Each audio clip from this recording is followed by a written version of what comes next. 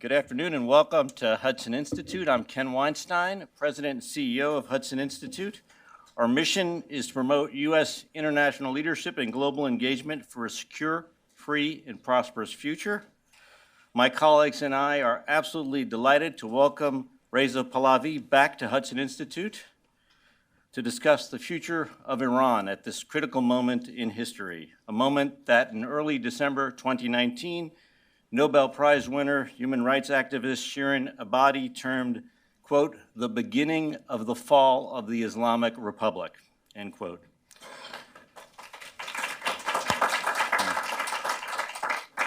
Not used to applause during my introductions, I should, but then again, not used to standing ovations for speakers either, unless they're in our government.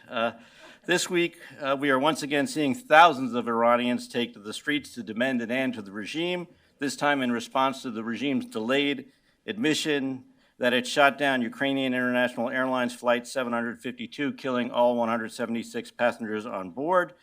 These protests, of course, followed anti-regime protests in the streets of 21 major cities in November, with 1,500 or so protesters murdered by the regime in the aftermath of a major increase in gas prices, which came under mounting pressure from the Trump administration's economic sanctions, part of its maximum pressure campaign.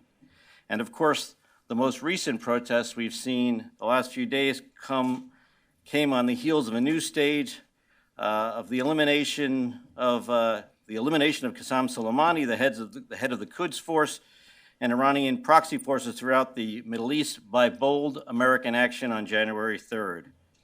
At this critical moment, we are very fortunate to hear from Reza Pahlavi, the former Crown Prince of Iran. He needs no introduction whatsoever. A prominent opposition leader, well known in Iran for his call to replace the Islamic Republic with a secular liberal democracy. After Mr. Pahlavi offers keynote remarks, he will engage in conversation with Hudson Senior Fellow Michael Duran, one of our nation's leading analysts of U.S. policy towards Iran and the Middle East. Mike, who served most notably as Senior Director for Middle East Policy at the National Security Council, was a member of the faculty in Middle East Studies at Princeton University, where he earned his doctorate. He joined Hudson from the Brookings Institution and is a frequent contributor to major publications, including Foreign Affairs, the New York Times, and the Wall Street Journal. Ladies and gentlemen, please welcome Reza Pahlavi to Hudson Institute.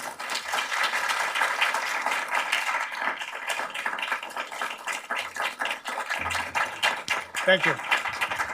Thank you. Ladies and gentlemen, good afternoon. درود به هم‌میهنان عزیزم در ایران و سرتاسر جهان. Before anything, I would like to thank Mr. Ken Weinstein of the Hudson Institute for inviting me to this event. When the request first came several months ago, we had some scheduling issues that pushed the date to today. Little did we know then that the timing was going to be incredible, albeit under sinister circumstances. I'm also glad that millions of my fellow compatriots inside and outside the country are watching this live event on television and social media. This is perhaps the first time in 40 years that they can follow my comments to a foreign audience as it is unfolding. Allow me, therefore, to offer some opening remarks before we move to the Q&A. The history of the Islamic Republic and its reign of terror in Iran and abroad traces back roughly 40 years. Looking across the arc of this history, we see that not much has changed. I would like to recall some of this history with you today. In 1979, within weeks of its inception, the regime executed many civilian and military officials and murdered hundreds of individuals based on religion, ethnicity, profession, culture, or belief, including Farrokhru Parsa, Iran's first female cabinet minister, and Habib el-Ghanian, a leader of Iran's Jewish community. That same year, it took 52 American diplomats hostage and held them for 444 days. Beginning in 1980, it launched an international killing spree assassinating exiled Iranians like Prime Minister Shapur Bakhtiar, General Gholam Ali Oveisi, and Abdulrahman Borumand, all in France, and Fereydun Farrokhzad in Germany, and Ali Akbar Tabatabai here in Washington. At the same time, it was using Iranian children as minesweepers, sending them to their deaths in a disastrous war with Iraq, which it dragged on shamefully for 8 years. In 1983, it arranged an attack on American Marines in Lebanon, killing 241 servicemen in their barracks. In 1988, on orders from Ayatollah Khomeini, it executed thousands of young Iranians for their purported leftist political beliefs. In 1994, it coordinated the bombing of a Jewish center in Buenos Aires, killing 85 people and injuring more than 300. Then in 1996, it targeted the Khobar Towers in Saudi Arabia, killing 19 American soldiers. In 1999, under the administration of so-called reformist Mohammad Khatami, and at the urging of Qasem Soleimani, it crushed a wave of student protests by terrorizing universities, including killing students in their dorms. Later in 2009, it repressed brutally a wave of massive, non-violent public demonstrations during the Green Movement, murdering many innocents, such as Neda Agha Sultan, in the streets. In the years that followed, its IRGC Quds forces led efforts to preserve at any cost the blood-soaked dictatorship of Bashar al-Assad, leading to the deaths of hundreds of thousands of Syrians, including 20,000 children, and the displacement of several million others. On the heels of 2 years of nationwide protests, just a few weeks ago, at the height of anti-regime demonstrations in more than 150 cities and towns, it cut off internet service, and in the communications blackout that ensued, it massacred an estimated 1,500 protesters and detained at least 7,000 others, including grieving parents. And most recently, after launching missiles into Iraq, it shot down Ukraine airline flight 752 above Tehran, killing all 176 of its passengers, many of them Iranians. Just as the regime has shown an undeniable pattern of consistency in its behavior, so have Western democracies in their behavior towards the regime. For much of these 40-odd years, the leaders of the free world have sought to engage this regime both in trade and in diplomacy. Along the way, there have been limited episodes of political pressure, almost always led by the United States. But there have also been episodes of outright appeasements, also led by the United States. If not motivated primarily by economic interests, all such efforts have focused on changing the regime's behavior. All have failed. It has long been time to recognize that this is not a normal regime and that it will not change its behavior. Consider, for example, the latest regime atrocity. What normal government launches over a dozen missiles from its territory into the territory of a neighboring state without grounding commercial flights? What normal government places the security and administration of such an airport in the hands of a repressive paramilitary force? With this regime, there is no reasonable prospect of sustainable de-escalation.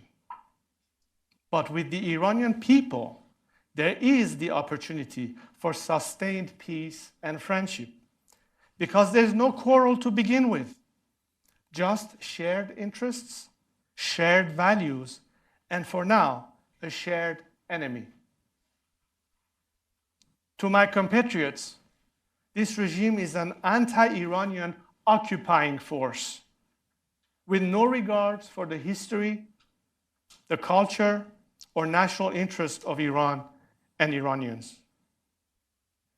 And to you, this regime is the greatest single menace to peace, stability, and prosperity in the Middle East, not just because it sows division, destruction, and death across the region, but also because it stands between you and the Iranian people, one of your most natural allies anywhere in the world. My compatriots understand that this regime cannot be reformed and must be removed. For years, they have been risking their lives to confront this regime. They were protesting courageously again this last week. It is long past time for you to hear their voices. In offering the regime negotiations without preconditions, you neglect the people's demand for unconditional support. In fact, you betray them by accommodating their oppressors. International attention and solidarity are vital to any movement seeking to overthrow a totalitarian regime. The Iranian people's struggle is no exception.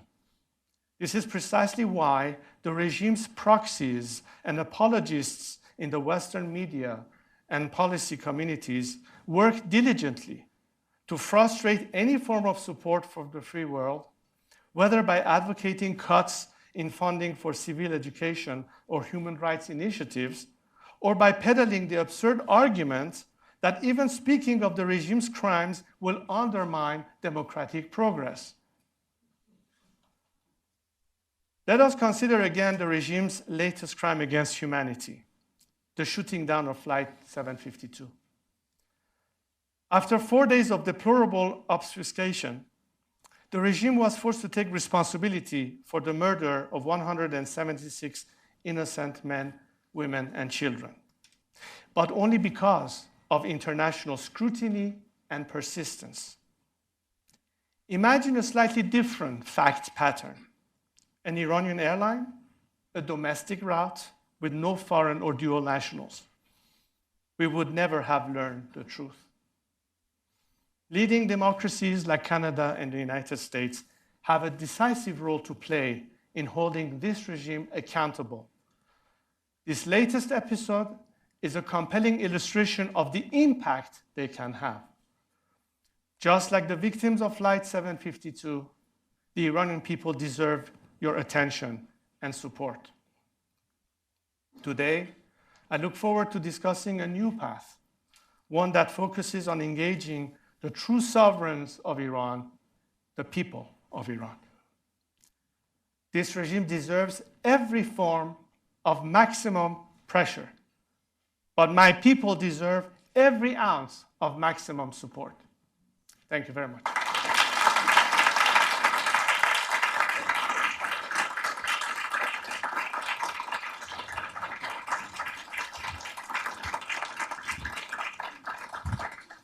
Thank you very much for that. It's very exciting to have you here, especially at this moment. And thanks to all of you for coming. I'm Mike Duran. I'm a senior fellow here at Hudson. I'm going to talk. We're going to have question and answer for about 20, 25 minutes, and then we'll take questions from the audience.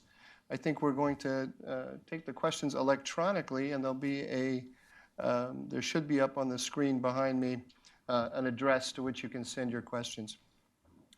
For members of the press, we're going to have a press conference after the audience Q&A, so if you could wait to the very end, we'd appreciate that. Well, these are stirring times. My feeling in watching the press reports of what's been going on during the November protests, but also during this last wave of protests, is that the Western press has to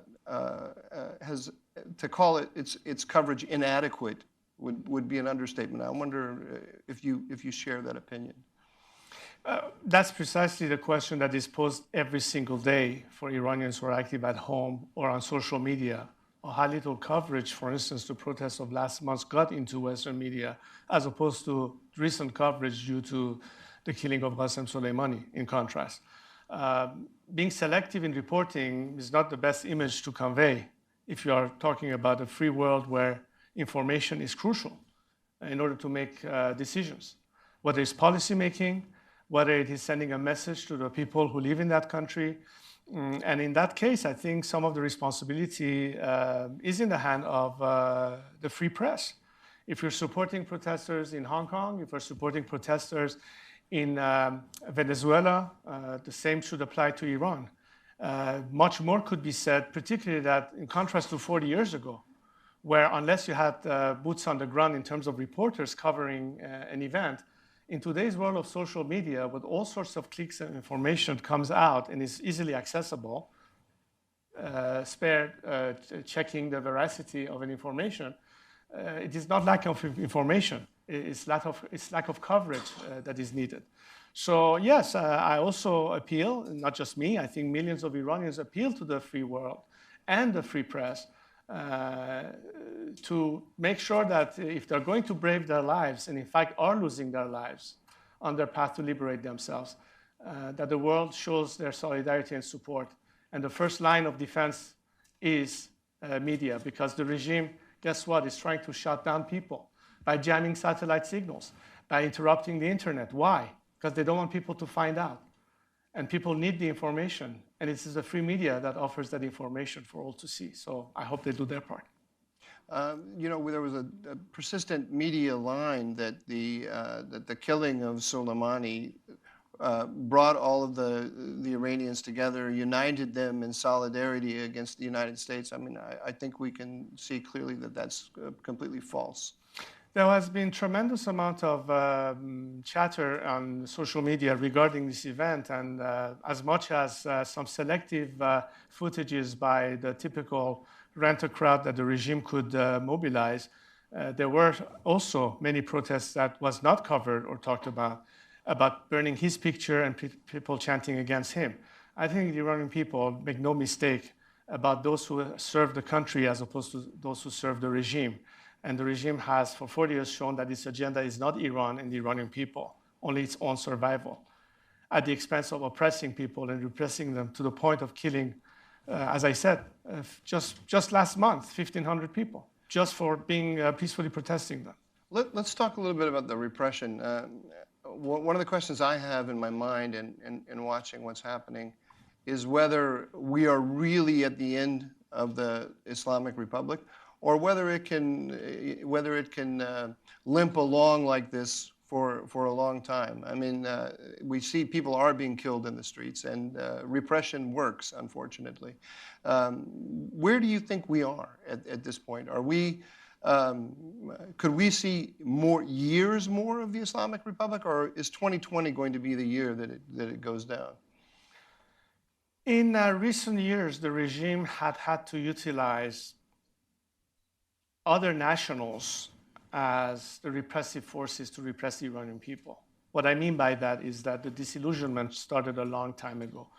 What can prompt a massive defection or stand down from a position of being stuck with the regime against the people, and I mean by that particularly the paramilitary forces and the elements of Sepah or Basij, along with the military, to facilitate a smoother transition based on my overall strategy of a nonviolent campaign of civil disobedience, is to allow for that exit strategy and for those forces to join with the people. I think people smell the opportunity for the first time in 40 years this time. Very different than 2009, even very different from 1997. The people have had it. Today's generation of young Iranians cannot take it anymore. They want to have an opportunity for a better future. They want to be on the path of modernity and freedom. The only thing that stands between them and the free world is this regime. A regime that is squandering our national resources to maintain its proxies with the war it has with the world, and a regime that cannot claim that it didn't have an opportunity in 40 years to normalize and to take care of its own people. While we cannot even manage victims of a flood whether in Khuzestan or Baluchistan, the regime keeps doing what it's doing at the cost and an opportunity cost, I might add, for a nation that can be on a quick path to recovery. But literally every month or year that goes by, that opportunity cost is increasing. The good news is that there is a solution to the problem. If it's left in the hand of competent people who care, first and foremost, about their own country, as opposed to the situation be left in the hands of people who don't even consider themselves Iranians. Let's not forget, this regime is based on the premise of being representative of ummat and not millat. And the people of Iran are a nation with thousands of years of civilization, of different ethnicities, of different religions, who have lived side by side for centuries. This is not a nation today represented by this regime. And they're longing to be able to break free from this jail and be back in touch with the world. We can expedite this. And yes, to answer your question, we are beginning to see the end of this regime. All I have to say about this to the regime leaders, including Mr. Khamenei, that it's time for him to let go and step down, allow for the people of Iran to free themselves with the minimum amount of casualties. And to the forces that are keeping repression as a tool, all I can say is that there's not enough people they can kill to maintain this regime in power. They better stand down and join with their brethren.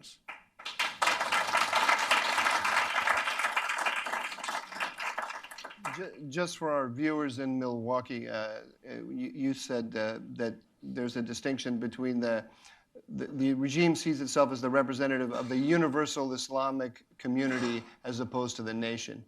And you want to transition to nationalism away from this universal ideology. You've mentioned a couple of times now peeling off members of the Revolutionary Guard or staunch supporters of the regime. Years ago, 2006, I met with a prominent British diplomat who'd spent a lot of time in Iran, and he told me that he was amazed at how many members of the Basij he met who would ask him for visas. So people who are actually, whose livelihood is tied up with the regime were looking for a way out back then. That's, 13 years ago. Do you have any ideas about how to peel? It's in a situation like this where it's so polarized and where it's turning violent. How do you encourage defections and get people to whose heart is no longer in supporting the Islamic Republic, but whose livelihood is tied to it? How do you go about doing that? To put it in the most simple terms, a fact that they can survive regime change and belong in a future system with their own people, and also a sign that there is support for that change, so they are not caught in no man's land. When you look at changes that occurred, let's say in the past 20 years or so, whether it was in South Africa, whether it was in Eastern Europe, one key factor was the fact that, the people who tried to put an end to their respective regimes, whether it was in Moscow or in South Africa or in Eastern Europe, knew that they had the support of the free world, and that the free world was resolute in putting an end to that situation. Today, it is very difficult for anyone in the outside world to expect the people of Iran to be able to take alone this repressive regime without knowing that this time the world is on their side, as opposed to continue insisting on negotiating with the regime and bringing it back to a table, albeit under some kind of a modification of their behavior. As I said in my opening statement, the regime has been what it is from day one. It is like suggesting that, well, let me put it this way. You can tame a horse, a wild horse. You can even tame a lion, but I doubt that you can tame a shark. It's in its DNA. This has been the regime's DNA from day one. Don't forget one thing. The founder of this regime, Khomeini, first word to a reporter asking him the question about how he felt returning to Iran after 15 years of exile, his answer was one word: nothing. And this nothing is now haunting this regime because millions of Iranians care about Iran. And therefore, isn't it time to end a dialogue that is pointless and start a dialogue with the people of Iran, with the secular democratic forces? Because we are part of the solution, but this regime remains part of the problem. And change cannot occur if you keep repeating the same mistake and expecting a different outcome. I trust that my compatriots do not need any particular coaching in terms of understanding what should their aspiration and desire be to live in a free society when they are sovereign and they have responsible and accountable governance. We are very close to getting there, but we need every ounce of encouragement and support. The people of Iran need to know that there's light at the end of the tunnel. They need to have hope that they won't be abandoned because they have already braved and risked their lives with no support whatsoever. Imagine what they can do if they start having real support for a change beyond rhetoric. Beyond rhetoric. I wonder if we could turn to your role in this process, and maybe we'll just start by me asking you, how do you envision your role in this, the final months, years of the Islamic Republic?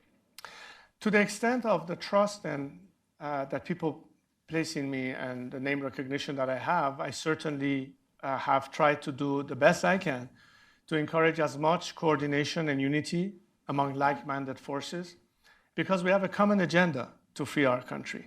There'll be plenty of time to debate our differences in a democratic atmosphere. And at the end of the day, the best thing I can say to people is, regardless of what they believe in, the only way to measure ultimately what people want or desire is the ballot box. And how could we possibly determine our future if we don't have the opportunity to have free elections? Any democracy functions that way, and it should be no different for Iran. So the quickest we get to a point that we can finally organize elections and have the ballot box speak the will of the majority, we will still not be able to achieve our aspirations for a free and democratic societies. We have never had, in our entire history, free elections in Iran, have we? Isn't it about the time to say we belong to the 21st century rather than the medieval ages? I believe that's what millions of Iranians are chanting in the streets today when they challenge the regime's legitimacy, when they call down to the end of this dictatorship.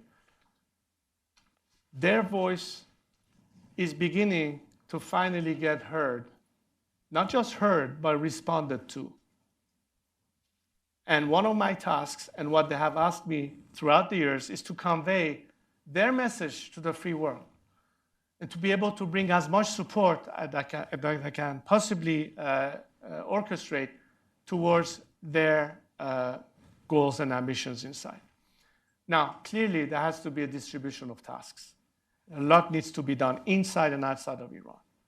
But it is with a common agenda that we will be able to succeed, because where we differ in some opinion and ideology, I think the majority believe that we have a far more common agenda, a national agenda that transcends ideological preferences or party politics. It is truly a national challenge that faces my compatriots today. We do have the backdrop of history, we have the backdrop of civilization, but we also have to have a vision. And I've always said in all these years that I never look back, I only look forward. We have to have a vision, and that vision starts with a national dialogue, and that national dialogue can only exist when there's no muzzling of the free press, when there's no repression of ideas or opinions. Basically, a free society.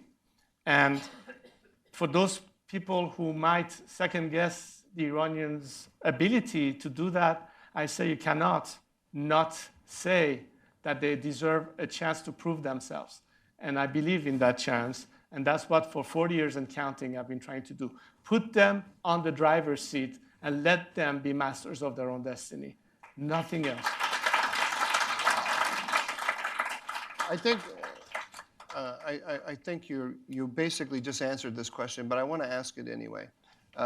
Because when we announced this event, I got through Twitter all kinds of messages from different points of view in the Iranian political spectrum.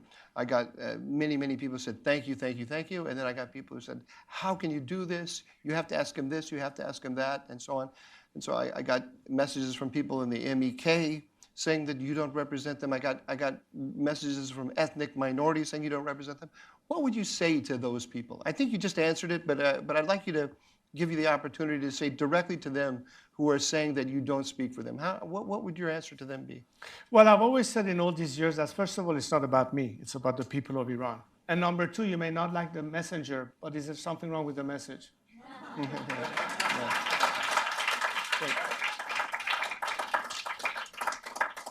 Let's switch now to the role of outside powers. In your opening remarks, I took that to be a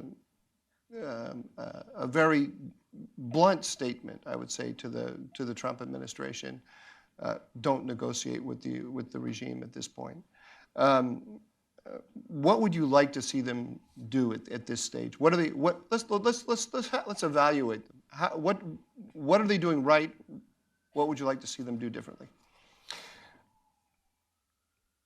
Over the past 40 years and counting all the preceding administrations, whether Republican or Democrat, I can safely say that this is the first administration to be as vocal in demonstrating some support towards the Iranian people and clearly making a distinction between the people of the regime.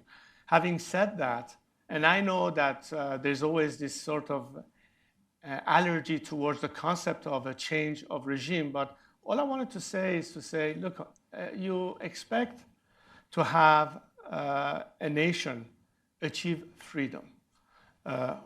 Perfect. As a democracy, it is in your interest to see that other places in the world, there's a process of liberalization and democratization, right? After all, history has shown us that seldom do democracies go at war with each other, which basically means a safer world for all of us. But insisting on maintaining the status quo of a theocracy, which is nothing close to conventional democracy, is a little bit like a contradiction in terms. And again, the baffling question for many of us Iranians was, while we understand that diplomacy should be a better alternative before war is contemplated, but then again, it's also a matter of how long are you willing to stretch that argument. Hasn't that been enough water under the bridge for us to assess that this regime cannot be trusted? It has never been transparent. It has never been honest. It has proven time and again that it's willing to sacrifice the lives of millions of Iranian people just to maintain itself in power. And the message you will be sending to a nation that is trying to get free from this regime, that we are still insisting on having some dialogue with them, it's not an encouraging message. It can only be interpreted as something, to put it bluntly, discouraging. And by saying that, and I think the time has come to finally realize that expecting the regime to change anything different than what it's done for the past 40 years is literally a waste of time. Bring in the X factor that has never been considered for 40 years, and that is the people of Iran. Have a dialogue with the representatives of the Iranian people, of the secular democratic forces. Have them be offering you the ways that they can help themselves achieve that freedom. Because, as I said before, we have the shared values of freedom and human rights, and we are part of the solution. But we have never been, until now, a factor as a nation. And what better investment can any government of a foreign country, in terms of its own national interest, ultimately do in long term that guarantee positive relationship and a better world than investing on the people. Because history has shown us that regimes don't survive, but peoples are eternal. And it's the people factor that counts here, not regime factor. We're no longer in the 20th century. We are in the 21st century. It's a big difference than that era where raison d'etat or détente or some realpolitik was the order of the day. Not anymore. You can't stop the people. You can only help them. And this is all, what it boils down to. The people today listening to us in Tehran, in Mashhad, in Tabriz, in the four corners of Iran, expect the world to show more than just moral support. They expect them not to be thrown under the bus in the name of diplomacy and negotiation. That's what they want to hear from you. And that's my message to this administration, to its Western allies. Do not count this factor, because if anything, the best way to de-escalate is by not relying on this regime anymore, but relying on the people that have no quarrels with you, that are in the same boat. And we can expedite that process. And if this message is sent loud and clear, trust me, more and more members of the military forces and paramilitary forces will say, the time has finally come for us to lay down our arms and join our brethren on the streets. Because now we know that the world is committed. We're no longer in no man's land. If we're trying to avoid violence, if we're trying to avoid war, if we're trying to avoid and minimize the loss of life, that's the only course of action that remains. Because diplomacy has failed and nobody wants war. So the only alternative is to help a people, because they are the solution, as opposed to a regime that, as I said before, is the problem. The other debate that broke out on my Twitter feed when we announced this event was among Americans, and in particular, supporters of the Trump administration. Because there's one element in the sort of more, for lack of a better word, the isolationist element in the Trump administration, or the element that's urging restraint, looks at the developments in Iran actually with fear or concern. And the concern is that what we're looking at is going to be a repeat of the Iraq War, where the United States is going to get sucked into a protracted conflict inside a foreign country that is going to lead to massive expenditure, loss of life, and responsibility for political processes that we basically don't understand and can't find our way through. What would you say to those people? Well, first of all, it's a totally different scenario. Since 9/11, we saw changes in Afghanistan and Iraq. Whether it was provoked or whatever was the consequence, it was actually a foreign intervention that changed the circumstances. The difference with Iran is that nobody other than the people of Iran are asking for change to begin with. It's not a matter of the foreign policy of this or that foreign government. It's the desire of the overwhelming majority of a nation. They're not asking you to make the choice. They're asking you for support, number one. And number two, I think that the most important thing for all of us Iranians is that Iran should not be a matter of partisan politics. It is about freedom, it is about human rights, and it is not the exclusive privilege of the Democratic or Republican Party to opine on that.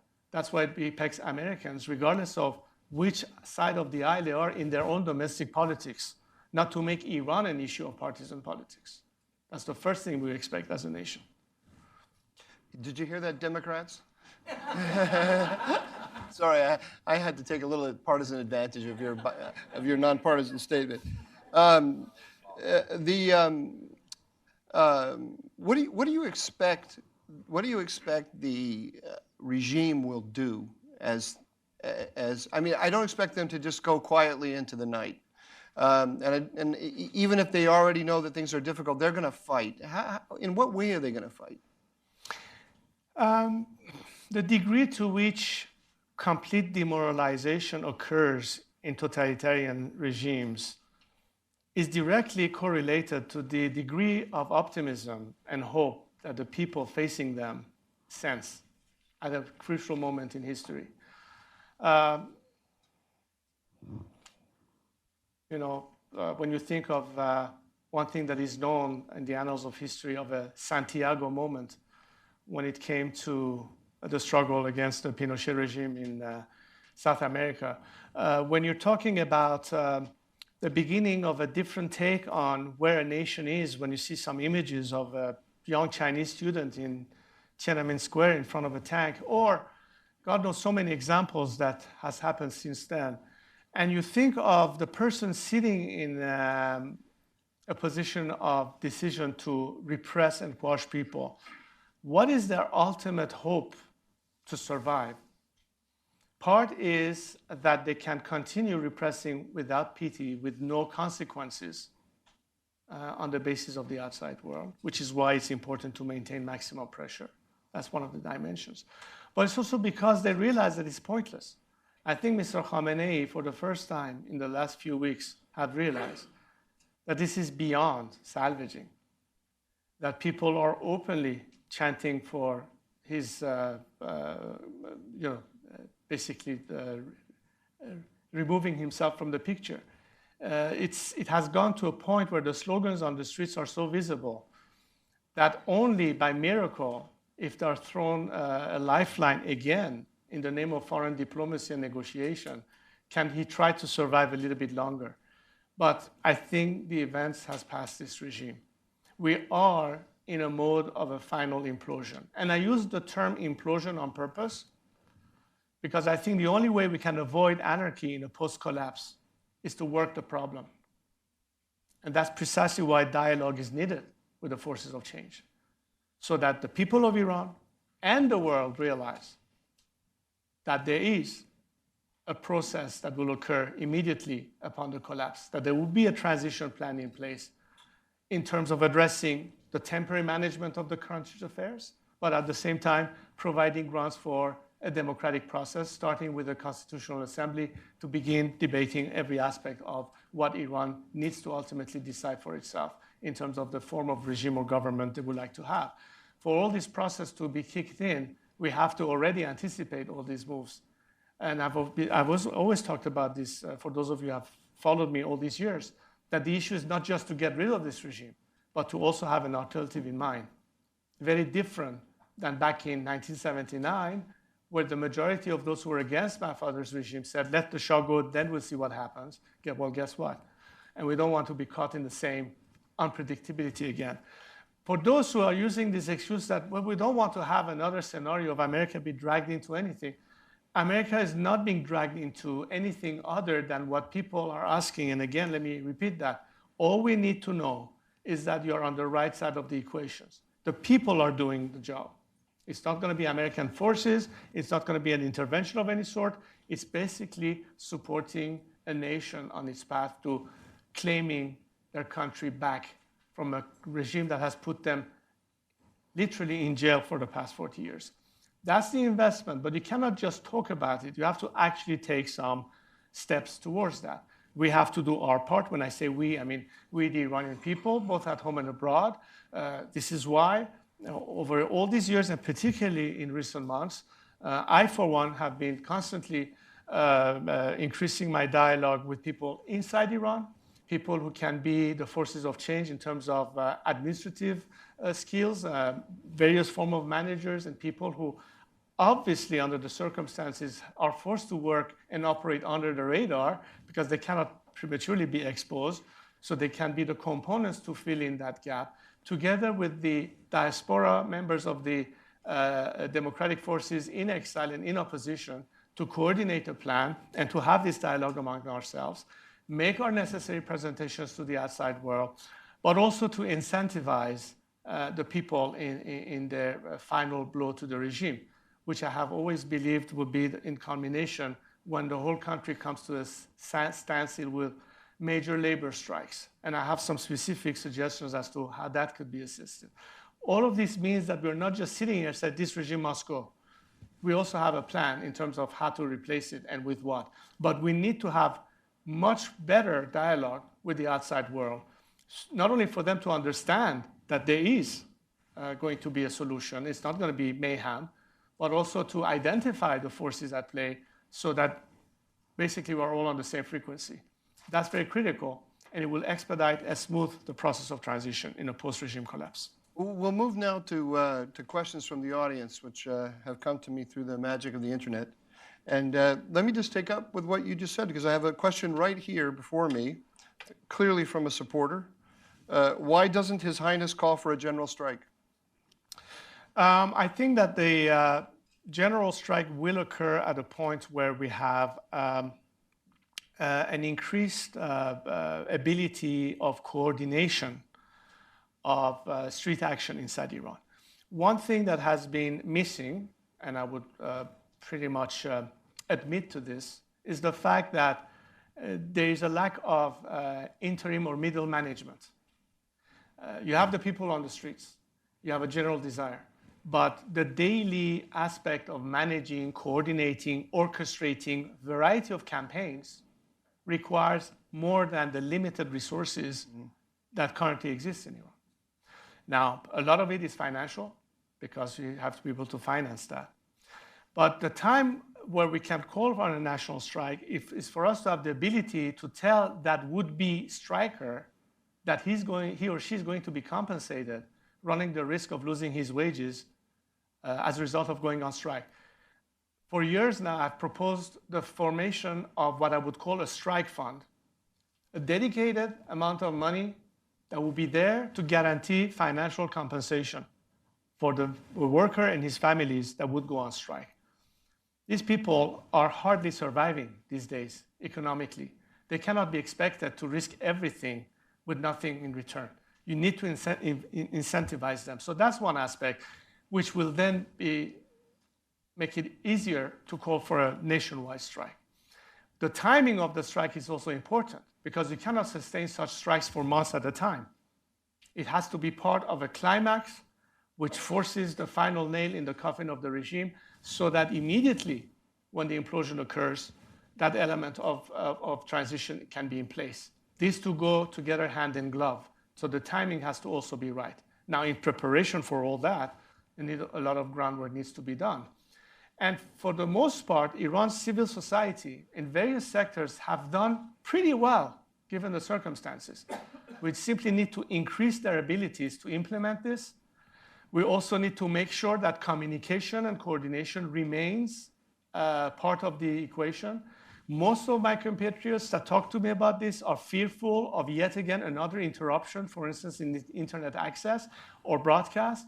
And I think this is where, again, we talked earlier about the role of media in general, and social media, which is our primary tool, not only of communication, but of operation these days, as a vital element that will assist the people when they're coordinating, whether on tactical basis or other issues, their daily actions in their respective sectors.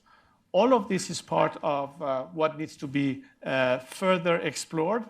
I have had some limited initial dialogue to that nature from some governments who have shown more interest in seeing in what way can there be of assistance.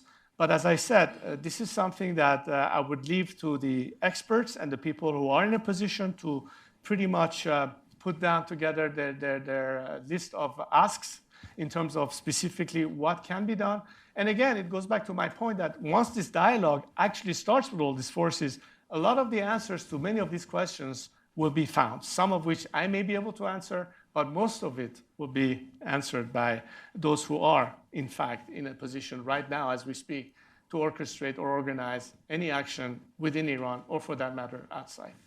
How about, here's another one. Would you support the establishment of a constitutional council or a parliamentary constitutional convention?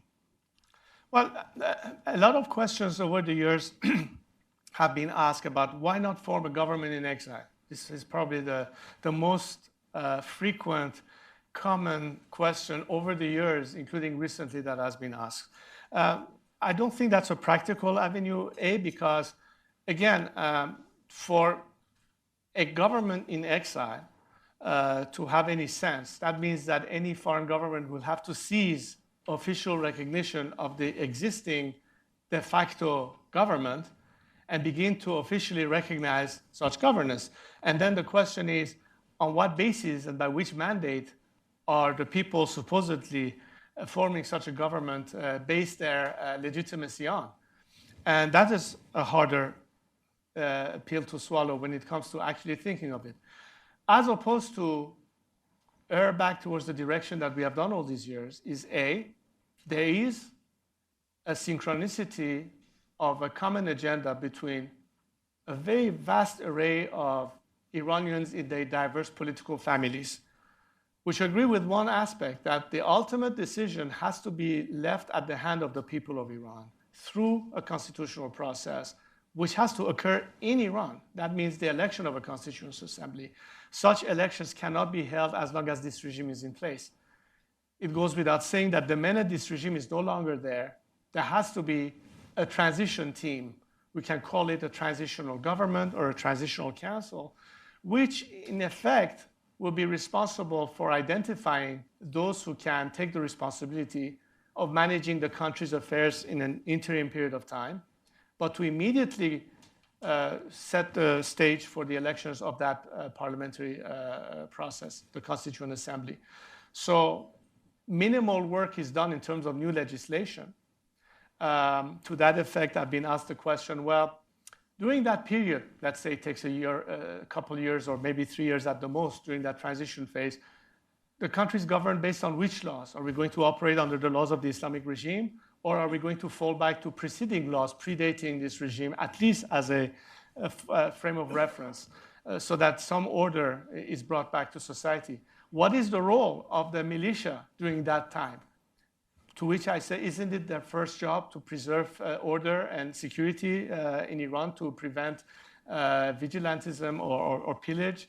That's what their role should be, as opposed to turning their gun on the people, make sure that they can maintain law and order. That's part of the equation. That's the role and definition of transitional governance, to make sure that these roles are defined. And ultimately, making sure that as we are working on that first phase of transition, as of now, we can encourage people to form their political parties. Because guess what? At the end of the day, let's say there's a national referendum that decides the final form of the regime that the majority of the people want. The first stage towards normalcy would be the elections of the first majlis of this new democratic system. And of course, the result of the first election organized by political parties to form the first government of this new democracy.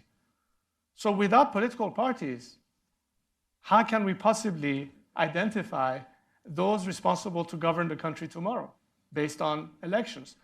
We have to think the problem as of now. Now, under this regime, no political parties can form, but they can certainly start thinking about it. They can certainly plan their agendas.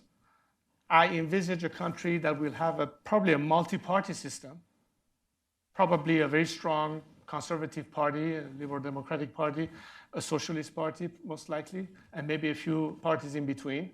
And that's where left from right differs. But the common agenda is to make sure that at the end we have elections organized by parties, because in any democracy, governments don't organize elections, parties organize elections. If we miss the boat on that, we haven't solved our problems. We need to think about that as well. So again, as I said, there's a distribution of tasks. The political opposition of Iran has a hard job these days, because they have to be able to provide this avenue without making it, again, a partisan issue. For the leftists to say, what about my agenda? For the conservatives to say, what about my agenda? For the monarchists to say something, for the Republicans to say another, and so on and so forth. Let's make sure that we can at all times guarantee that every voice will be heard and no voice will be muzzled. But there is a rule of the game, the democratic process. Political pluralism has to be at all times observed in Iran. And this is for a country that is in nature diverse, that is in nature, how shall I say, at least in terms of composition, a mosaic. It goes without saying that its politics will have to pretty much match the same thing. So by all means, Form your parties. Think of it, because the day we finally have opted for our new system, we go back to business as usual in terms of ordinary governance, which is basically cyclic elections every 4 or 5 years, and form the government in charge of affairs for Iran. That's the end of the process from where we are now to where we want to be.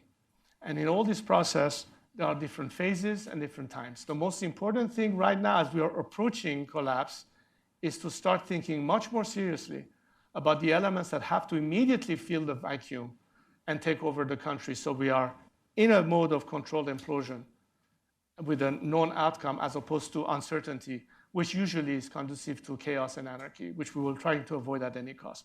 But then again, to the outside world, my message is the fact that you're concerned about not having anarchy doesn't justify your policy of maintaining status quo. That is no longer tenable. That needs to change. That's the first element that needs to change.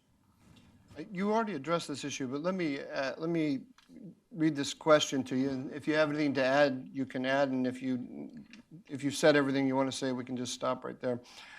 It's an election year in the U.S. We have a president whose legitimacy is questioned. Whether it be fair or not, it is questioned. How do you recommend the Iranian opposition navigate their goal of liberty without getting caught in the crosshairs of partisan politics in the U.S.? As I said, the first hope of any of our activists, civil rights and human rights advocates inside and outside Iran when it comes to the future of our country is not to have the domestic politics of a foreign government divide them over their bipartisan or multi-partisan support to the Iranian people. Of course, in any country you have an internal debates. There's no question that America is perhaps more than ever divided when it comes to internal politics. From the day I've started to live in this country, I've never seen it as such. But it is happening at the time where the world needs to have clear messages sent to unwanted systems that still prevail.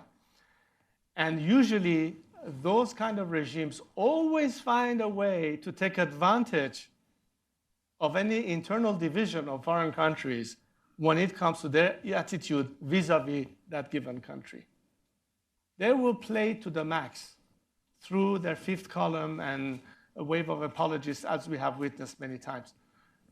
On behalf of the silent majority that cannot openly state it back home, but would like me to use this platform to convey it again to you, is that when it comes to Iran, we want Democrats and Republicans in America to realize that we, the Iranian people, demand the same freedoms and the same rights as you enjoy in this great democracy of yours in America. And regardless of what domestic argument you have, do not let that affect your unconditional support to our cause. That's my message on behalf of my compatriots to the American people and its government. And I hope that you will find an answer to this inquiry back to the Iranian people. Whether it's the president saying it, whether it's his opponent saying it, whether it's the American media saying it, you are addressing the Iranian people. Here's your opportunity to say we are with you as opposed to not. So all of that is, as we speak, unveiling. I think that's a beautiful note on which to end. So please join me in thanking Reza Pahlavi for these very, very informative remarks at this historic moment.